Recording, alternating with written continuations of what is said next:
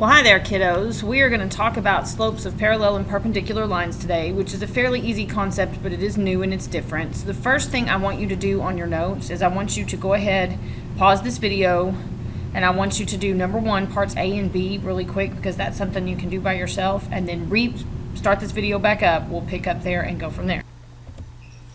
Okay, so hopefully after you completed A and B, this is what you have. You have this rectangle on the graph, and then you have their slopes. The slope of side AB is 3 over 2 because you went up 3 over 2, and then BC is negative 2/3 because you had to go down 2 and over 3 to get to a new point, and then CD is 3 over 2, and then DA is also negative 2/3. If that is not what you got, correct them really quick so that you have the right slopes, and if you aren't sure how I came up with those, that's a question you should ask in class.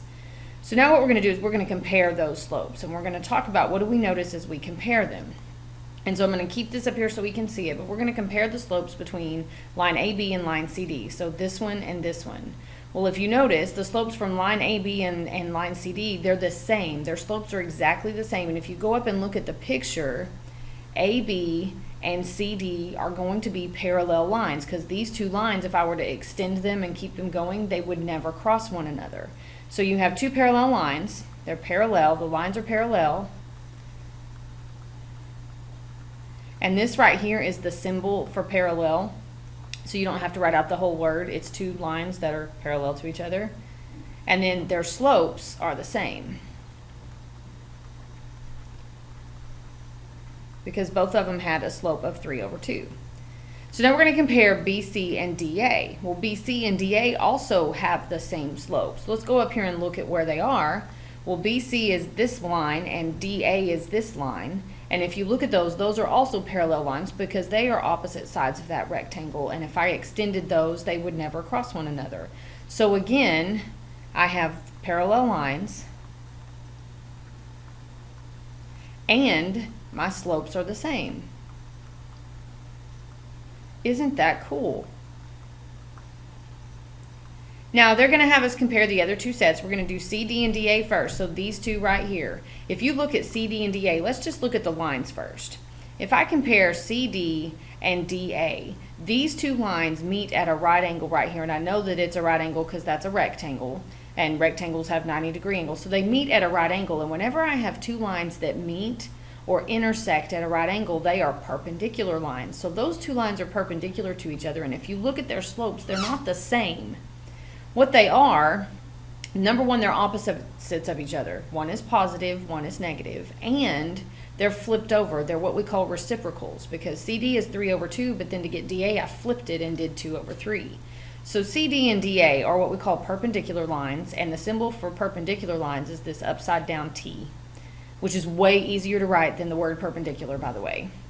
And we're going to say that these slopes are what we call opposite, because their signs are different, reciprocals, because they're the fractions flipped over.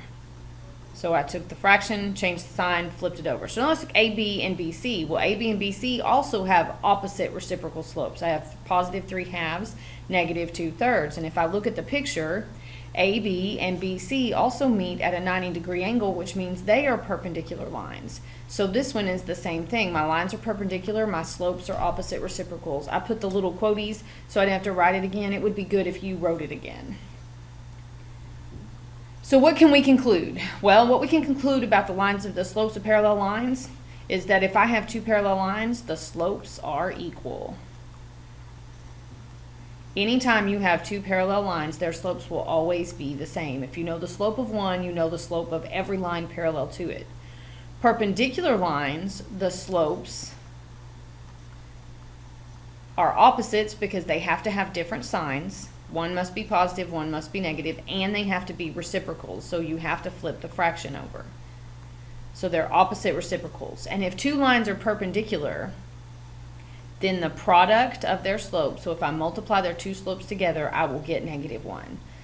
And so if you look, and I take and I multiply these two slopes together, 3/2 times negative 2/3, and I multiply those, well, that makes -6 over positive 6, and if I simplify that, that's -1. So whenever I multiply the slopes of perpendicular lines, the product is always going to be -1. So let's practice this just a little bit. So I have a graph.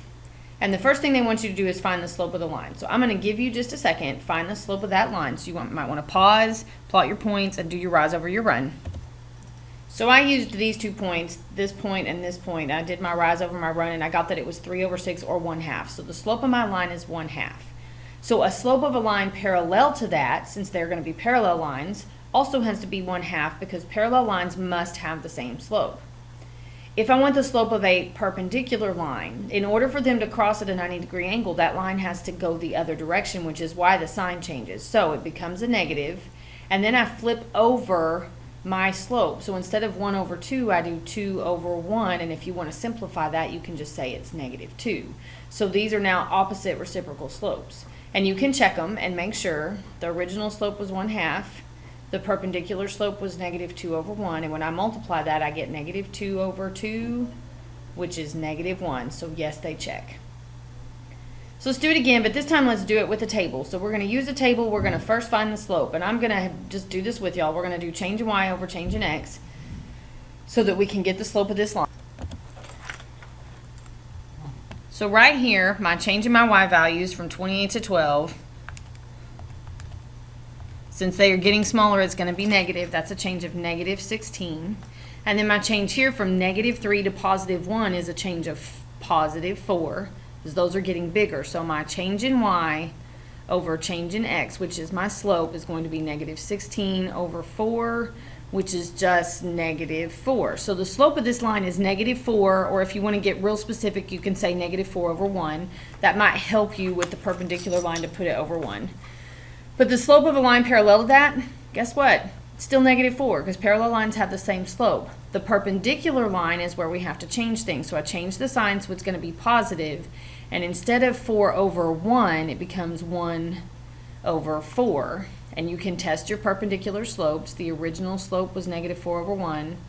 The perpendicular slope is 1/4. And when you multiply, you get -4/4, which is -1. So number 5 here just gives you 2 points, and it says here's 2 points, first find the slope. So we're going to have to use our formula. We're going to have to do the y2 minus y1 over x2 minus x1 and find the slope of our line real quick. That's the first step. So y2 is 14, y1 is 8, x2 is 4, and x1 is 2. So then subtract 14 minus 8 is 6, 4 minus 2 is 2, which simplifies to 3, or 3/1. So the slope of the line is 3. The slope of the line parallel, also 3. The slope of a perpendicular line, change the sign, so make it negative, flip it over. So you have to change the sign, flip it over, so it's -1/3. And then again, you can check them. Original slope, perpendicular slope, when you multiply them together, should simplify to -1, and they do. Now this last one's on here because it's interesting, and I wanted you to be able to think about this kind of question. So it says, given the linear equation, we have an equation, y equals 8. We have got to go back to the things that we learned, a unit ago. And if all I have is a y, there is no x, then I have to remember this. This makes a horizontal line. HOI means horizontal lines have 0 slope, and their equations are y equals. This just says y equals. Means this line is horizontal. Since it's a horizontal line, its slope is 0, which means the slope of a line parallel to that is also going to be 0, because it will also have to be horizontal. But here's what I want you to think about when we do the perpendicular, because this does not have an opposite reciprocal. I mean, I guess it does, but there's an easy way to get to this. If I have a horizontal line, the only way for me to have a line perpendicular to that is for that line to be vertical. So my perpendicular line needs to be a vertical line. And if you will remember back to when we learned all this, that's hard to write, that vertical lines have undefined slope, and their equations are x equals. We don't need to worry about the equation right this second, but we do need this part, the u, means the slope is undefined. So the slope of a perpendicular line is undefined. And the reason that happens is because if I flip this over 0/1 and I flip it over into the reciprocal, it becomes 1/0, and anything over 0 can't happen. It's undefined. It's not something we know or understand. So it has to be undefined. It's a vertical line. Now it says to write in an equation of a line that's perpendicular, which means I've got to write an equation of a vertical line, which means it has to be x equals, and what x equals really doesn't matter. So I'm just going to say x equals 4. If I put x equals 4 and y equals 8 together, they're going to be perpendicular lines. X could be whatever number you wanted it to be. 4 is just the number I chose. So that is parallel and perpendicular slopes. Parallel slopes are always the same. Perpendicular slopes, you have to flip and change the sign. So you have to flip the fraction, change the sign to its opposite, because they have opposite reciprocal slopes. I will see you guys when we practice this tomorrow. Have a good evening.